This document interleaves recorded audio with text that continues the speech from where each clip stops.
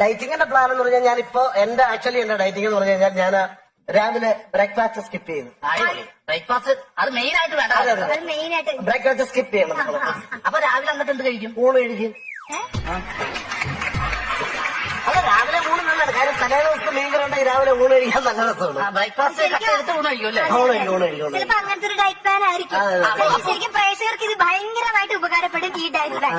ഇങ്ങോട്ട് അപ്പൊ ഉച്ചക്ക് ഊണ് കഴിക്കും, കൂടെ കാപ്പിയും കഴിക്കും. ഏത് കാപ്പി? നമ്മള് രാവിലെ സ്കിപ്പ് ചെയ്ത കാപ്പി ഇല്ലേ, അല്ലെങ്കിൽ അത് വേസ്റ്റ് ആവില്ല. അപ്പൊ അത് ഉച്ചക്ക് ഊണും ആ കാപ്പിയും കൂടെ ഉച്ചക്ക് നമ്മൾ കഴിക്കും. അതെ. പക്ഷെ വൈകുന്നേരം ഒറ്റ നേരം, അതായത് 6 മണിയാകുമ്പോ നമ്മൾ ഒരു നേരം ഗോതമ്പാക്കണം. നല്ലത്.